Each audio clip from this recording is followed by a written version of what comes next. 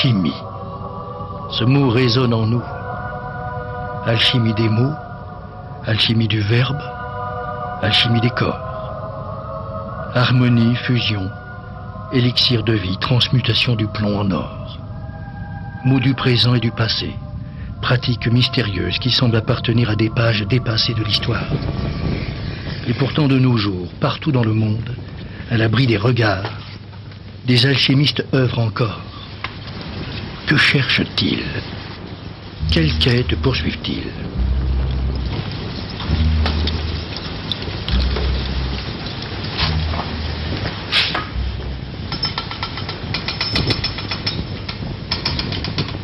Ils sont entrés dans la légende comme de vieux magiciens barbus, faiseurs d'or, mais aussi comme des charlatans.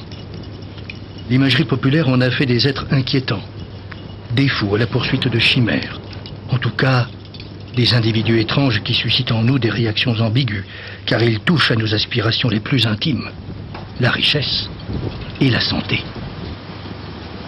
À l'heure où les sciences, la biologie, la physique ont commencé à percer les secrets de la nature, leur démarche paraît singulière.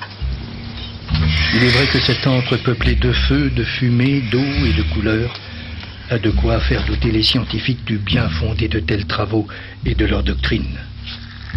Pourtant, ces hommes sont les héritiers d'une tradition millénaire et même de découvertes dont a hérité la science moderne. Une porte s'ouvre. Le voyage dans l'univers des alchimistes commence. Robert Delvar est cadre dans une grande entreprise. Il est aussi alchimiste. Depuis plus de 30 ans, il poursuit ses recherches. Les alchimistes parlent de la possibilité de transformer, en langage moderne, un élément simple en un autre élément simple. Autrement dit, par exemple, du plomb en or. Actuellement, dans les accélérateurs de particules, c'est ce que fait la physique actuelle. Et c'est là le gros problème entre la physique et l'alchimie, c'est le problème de l'énergie.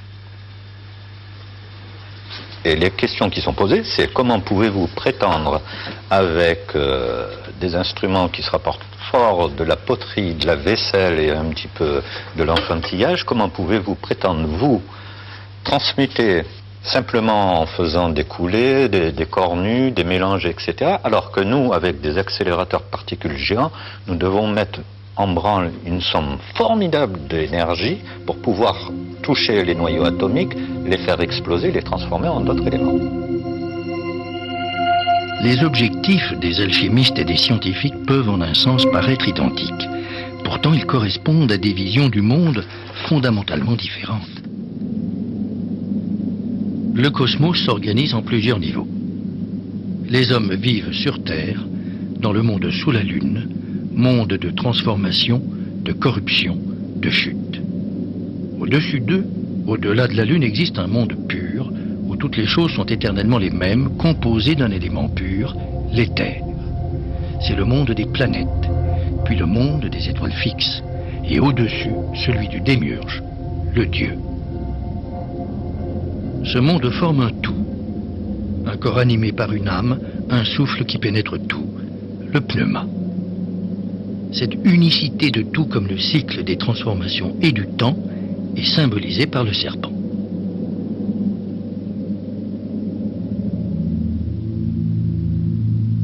À l'origine de tout, il y a un Dieu unique, créateur d'une première matière informe et potentielle. On considère que tous les êtres d'ici-bas sont composés d'une matière indéterminée qui leur est commune à tous, et d'une forme qui leur est propre. C'est ainsi que les choses et les êtres sont ce qu'ils sont. Leur forme se matérialise par le biais de 4 éléments, la terre, l'eau, l'air et le feu. Les alchimistes vont retrouver ces 4 éléments en décomposant les choses. Par exemple, lors de la combustion d'une bûche, il se dégage de la terre, de l'eau, de l'air et du feu. Ces éléments qui constituent tous les êtres de ce monde peuvent se transformer les uns dans les autres, et cela grâce aux qualités qui leur sont propres.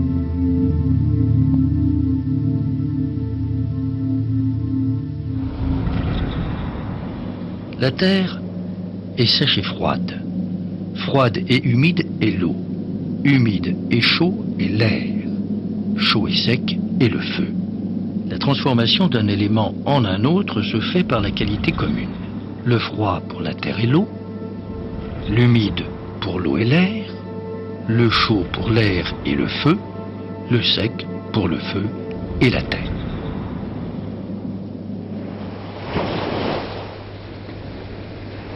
Pour obtenir la transmutation d'un métal en un autre, le travail de l'alchimiste consiste dans son creuset à obtenir la matière première originelle qui constitue toute chose. Il obtiendra cette matière première originelle en œuvrant sur les 4 éléments. Il pourra alors retrouver une nouvelle forme, celle de l'or. Parmi tous les matériaux sur lesquels il agit pour obtenir cette matière première, il peut choisir les métaux. Pour les alchimistes, les métaux, c'est une eau. Les métaux ne sont pas des solides tels que nous l'entendons. C'est une eau. Parce qu'un métal qui est chauffé devient liquide. Il prend donc la caractéristique eau. L'eau, en somme, elle est représentative du chaos, d'une matière inorganisée. Au centre de la Terre règne ce chaos. Les vapeurs, les exhalaisons qui en sortent se condensent et engendrent les métaux. Les métaux sont vivants, mais leur progression vers le haut, vers la lumière, est altérée par des influences célestes. C'est ainsi que vont se former 7 métaux. D'abord le plus impur, le plomb, puis l'étain, le cuivre, le fer, le mercure, l'argent et enfin l'or, le plus proche des cieux, le plus pur. Faire de l'or, pour un alchimiste, c'est donc retrouver dans la matière la voie qui conduit à la purification. À cette époque, beaucoup de moines réprouvent les fastes de l'Église. Dans le sud de la France et en Italie du Nord émergent des mouvements religieux qui condamnent ces excès. Et puis, en ces temps troublés, l'Apocalypse est annoncé. Seule la pureté assurera le salut. Sous l'influence de saint François d'Assise, des moines, souvent médecins, prônent la pauvreté et l'aide aux nécessiteux. Ils se tournent vers l'alchimie pour trouver une réponse à cette exigence. Dans leur laboratoire, en distillant le vin dans leurs alambics, ils obtiennent une substance nouvelle, qu'ils assimilent au 5e élément des philosophes grecs, à la quintessence, à l'éther. C'est l'alcool, la substance pure, l'eau de vie. C'est cet esprit, ce spiritus, qui soignera le monde. Si ce spiritus mundi existe déjà dans les éléments qui composent le monde sublunaire et qui sont soumis à la mort, à la putréfaction, à la corruption, etc., ça prend une autre dimension. C'est-à-dire qu'à ce moment-là, l'homme peut, en suppléant à Dieu, acquérir lui aussi cette essence divine, cette quintessence. C'est une véritable révolution, un changement de conception du monde. On découvre que la pureté, l'éther, que l'on croyait présente uniquement dans le monde au-dessus de la Lune, traverse la frontière entre le monde du pur et celui de l'impur, et peut être trouvé au sein de toute matière. Il suffit pour l'extraire de mener à bien une purification. Dans ce contexte mystique, les alchimistes établissent un parallèle entre le Christ et la quintessence, ou l'élixir. Comme le Christ, la quintessence est descendue dans un corps. Comme le Christ, elle sauve les hommes en les soignant. Comme lui, elle doit souffrir, mourir à elle-même pour ressusciter dans sa pureté première. C'est le processus de la distillation et de l'extraction. Ainsi, l'homme peut donc être sauvé et accéder à Dieu.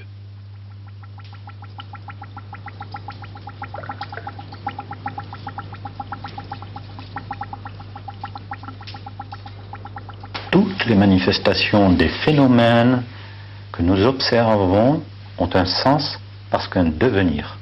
Et que ce devenir, et là c'est un article de foi, bien entendu, que je laisse libre à chacun d'avoir ou de ne pas avoir, c'est donc de retourner vers Dieu. Il se trouve que j'ai choisi l'alchimie comme étant une voie, ou plutôt un petit sentier très tortueux pour retrouver quelque part Dieu. D'autres auront pris d'autres chemins. Il ne m'appartient pas à moi de juger du chemin. Moi, j'essaie de gravir le mien et surtout de le gravir avec humilité et honnêteté. Parce qu'en alchimie, on peut tromper les autres, mais on ne peut jamais au laboratoire se tromper soi-même.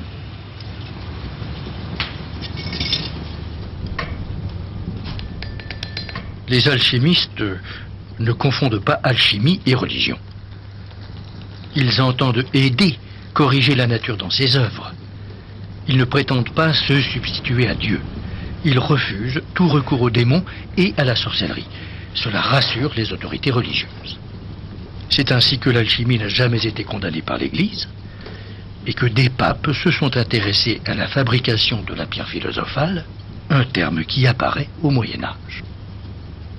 La pierre philosophale, c'est une pierre qui est plus esprit que corps. Alors effectivement, ça peut paraître un petit peu obscur de parler ainsi, mais alors si on voulait, on pourrait dire que c'est une espèce de catalyseur d'énergie orienté tout à fait particulier et qui est capable de transmuter sur le plan pondéral un corps simple en un autre corps simple, c'est-à-dire l'or, c'est-à-dire de réaliser au niveau minéral la rédemption du métal. Cette rédemption-là ne peut aboutir et se réaliser que si l'opérateur lui-même atteint ce stade de rédemption. Ce qui implique pour celui qui va être tenté par l'aventure alchimique, c'est d'acquérir des connaissances théoriques de la matière extrêmement approfondies.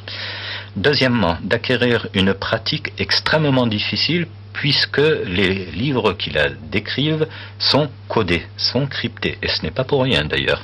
Et troisièmement, d'essayer d'atteindre, si on voulait être simple, un peu un état de sainteté, puisqu'on est dans un contexte chrétien à cette époque-là, qui se rapproche d'une pureté intégrale, de façon à pouvoir vérifier sur le plan de la matière qu'on a atteint également cette pureté. La pierre philosophale est l'aboutissement d'un long travail, le grand œuvre. Langage et étapes restent bien obscurs pour le profane, car on ne peut comprendre ce grand œuvre sans s'être plongé dans l'histoire, sans être capable d'interpréter les symboles. Entre le cabinet de réflexion et le laboratoire, Robert Delvar poursuit sa recherche. Pendant des années, il a reçu l'enseignement d'un maître, a pris des notes, ordonné les symboles. Parmi toutes les voies proposées par les alchimistes, il en a choisi une.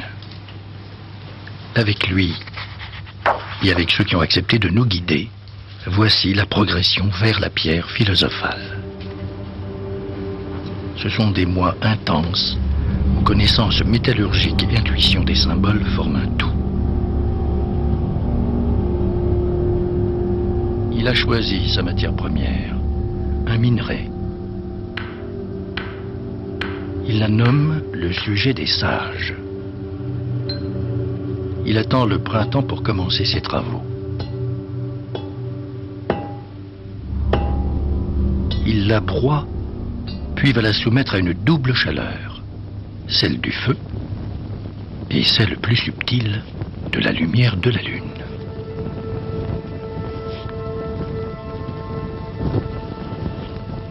Ce qui est considéré comme matière est considéré en fait comme un stade qui est compris entre la mort totale et la pureté totale.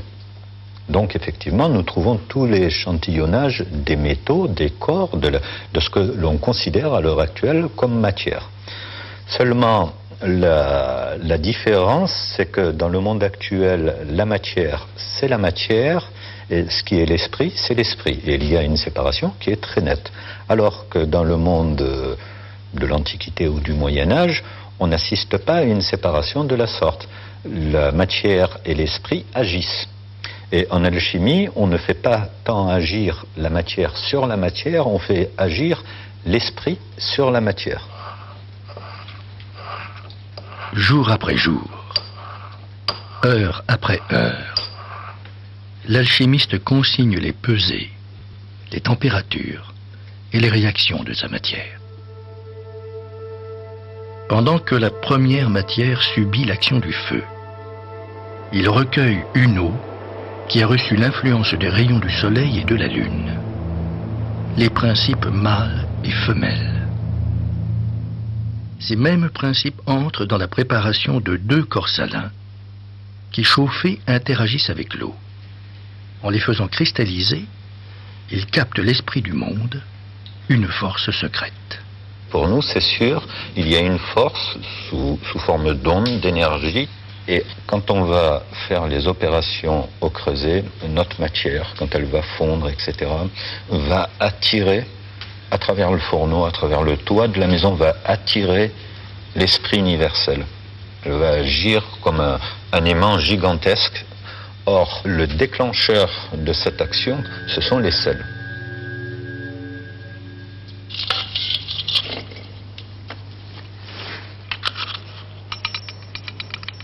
Voici le minerai calciné.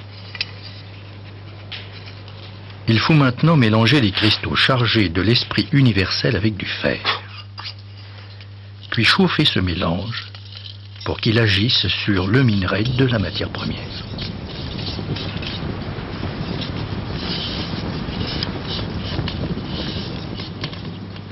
Nous sommes à l'intérieur du vase du grand œuvre, où l'artiste ici a représenté ce qui se passait dans la matière. On a l'enfant qui vient, ou le jeune alchimiste qui, lui, vient terrasser le dragon, qui est le représentant de l'alchimiste au sein de la matière. C'est la première couronne de l'œuvre.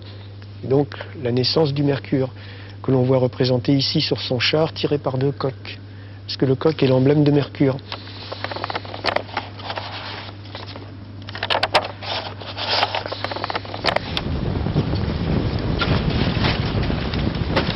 Là, il peut péter parce que si on pète le couvercle ou on le fend, il explose.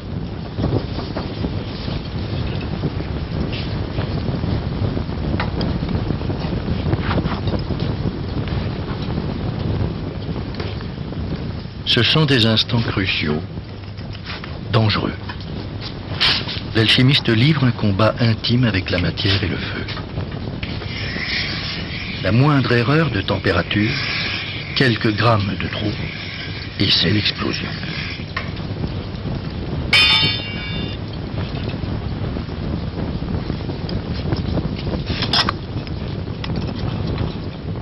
Ce que nous venons de faire, c'est l'opération qui s'appelle conjonction et séparation. Nous avons conjoint les métaux et les sels tout à l'heure, et ici, ils vont s'amalgamer, se marier ensemble.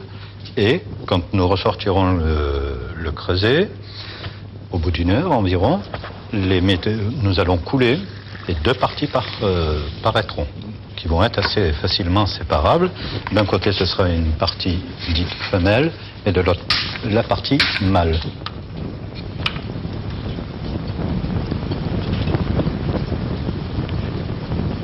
Le principe mâle purifié se nomme le caput mortuum. Le principe femelle, le mercure, s'appelle le régule.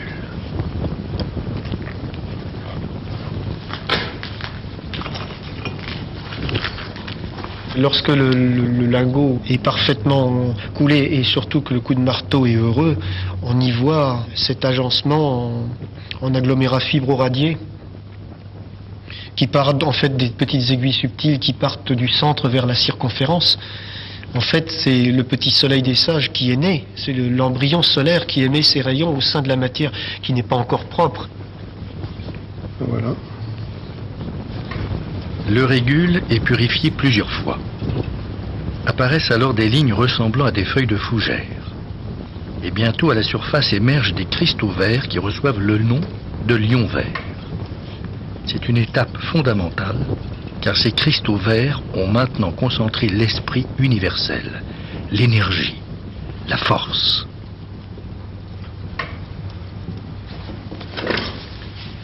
Maintenant, il faut reprendre la partie mâle mise de côté. Ce caput mortuum doit à son tour être calciné, purifié pour livrer son esprit et une terre. Dans le caput mortuum, savoir extraire certains sels de façon à obtenir une terre qui portera le beau nom de terre adamique et qui recèlera en son sein le soufre.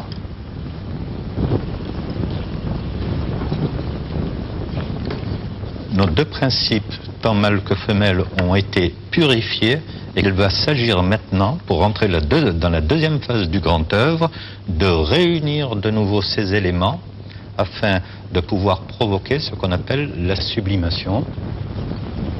La sublimation est un moment de grâce. Au fond du creuset, l'alchimiste dépose la terre adamique, principe mâle, puis le principe mercuriel, féminin, et enfin le lion vert, qui concentre les forces célestes, l'esprit universel. C'est alors qu'émerge un corps, la rémore. Elle est le fruit de cet accouplement et de la fusion des deux principes soufre et mercure. L'aigle est le symbole de cette sublimation. L'opération est répétée 7 fois, car 7 rémors doivent naître. Il faut épuiser toutes les potentialités des deux principes. Et les 7 rémors réunis, chauffés à nouveau, concentrés, n'en forment plus qu'une, c'est le rébi, l'union des deux principes purifiés.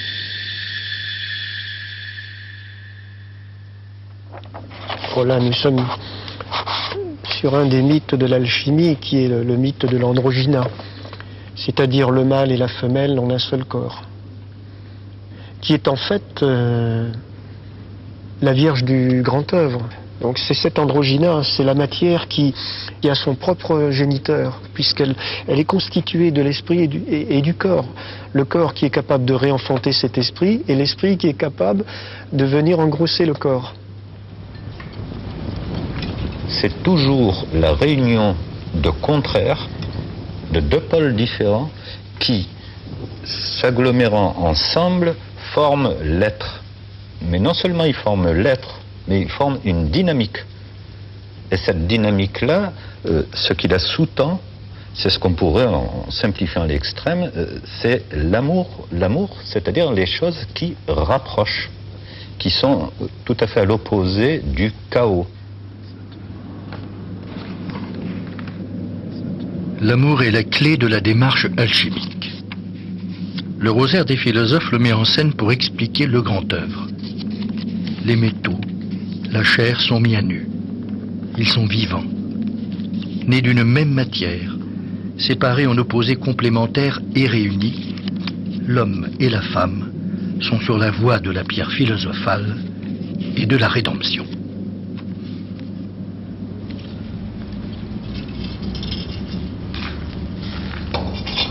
La troisième phase peut commencer.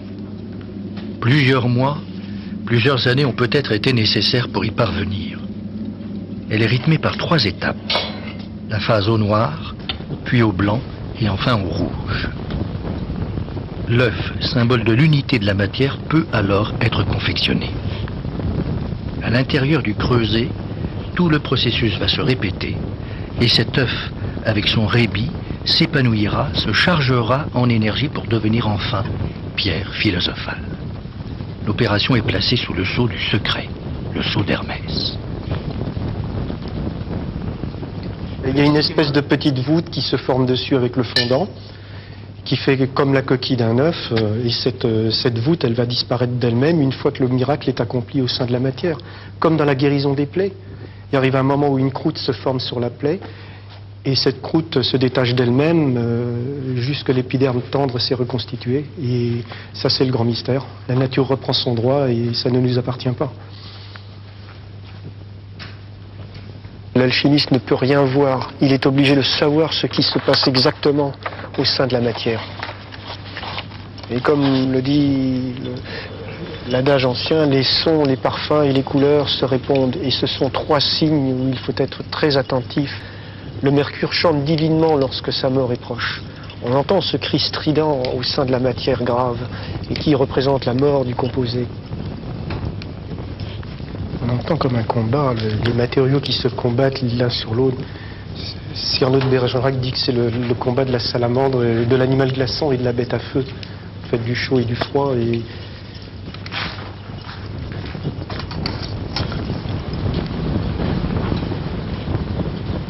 Au cours de la phase au noir, la matière est putréfiée, mortifiée, ses composants démembrés. Des sons s'élèvent. On entend les notes de la gamme et chaque note correspond à une couleur. Mais nul ne peut les voir. Seule la musique du creuset indique la montée chromatique vers la pureté. Pour illustrer cette gradation musicale, les alchimistes s'inspirent des couleurs de la plume de Pan.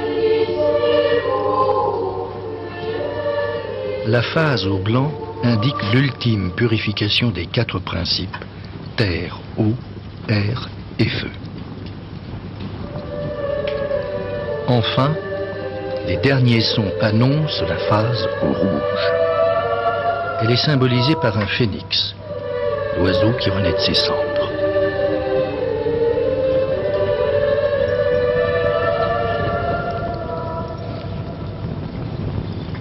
Donc on a terminé la 3e phase du grand œuvre, et si l'opération a été menée à bien, et là je parle au conditionnel, n'ayant pas atteint ce stade, on devrait trouver, enchâssé dans une enveloppe plus ou moins cristalline, on devrait trouver ce qu'on appelle la pierre philosophale.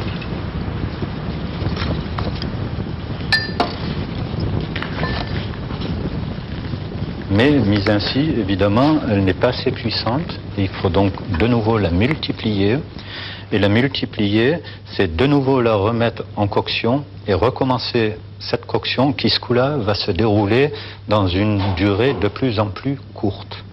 Donc plus on multipliera la pierre, plus elle prendra d'énergie. Plus elle prendra d'énergie, plus elle sera puissante. L'alchimiste doit encore faire un choix. Utiliser la pierre à des fins médicales pour produire l'élixir de vie, ou la destiner à la transmutation d'un métal en or. C'est un phénomène naturel, en tout cas pour moi et je pense pour tous ceux qui pratiquent l'alchimie, il y a des relations constantes entre le monde spirituel et le monde physique, il n'y a pas de séparation et donc il y a un ensemble qui progresse. Et c'est pour ça que les interactions entre le monde minéral dans le four, tel qu'on le voit dans le creuset, avec les interactions qui se passent dans l'esprit par l'entremise des moyens physiques, c'est-à-dire nos mains, ont tant d'importance. Et il ne s'agit pas là de magie, bien entendu. Il s'agit d'un autre plan qui est hors du champ scientifique, qui est autre part. On connaît tous la phrase célèbre « Science sans conscience n'est que ruine de l'âme ». Pourquoi ? Bien, c'est aussi l'histoire de Faust. C'est l'histoire d'une connaissance qui, n'étant plus bridée par une morale, n'étant plus bridée par une éthique, n'étant plus intégrée dans la totalité de l'homme, eh bien, elle risque de lui échapper. Si l'alchimie ne consistait qu'à retrouver des formules à travers des grimoires et avoir l'habileté nécessaire et suffisante pour reproduire les opérations du grand œuvre, je vous le dis tout de suite, l'alchimie n'offrirait plus aucun secret, ce ne serait que simplement une physique ou une chimie particulière. Et il y a fort à parier que nos chimistes auraient retrouvé le secret du grand œuvre, c'est-à-dire de la transmutation des métaux, puisque l'on veut parler en ce sens, depuis fort longtemps. Donc il y a bien quelque chose de différent, c'est-à-dire un facteur qui va s'inclure à un moment donné dans cette recherche. Et ce facteur, eh bien, il est évident parce qu'il est marqué pratiquement dans tous les bons traités d'alchimie. Ce facteur, c'est un facteur moral, c'est un facteur éthique. Cette éthique, mettant en avant la relation de l'homme à la nature, devient un enjeu dont les romantiques allemands se font l'écho.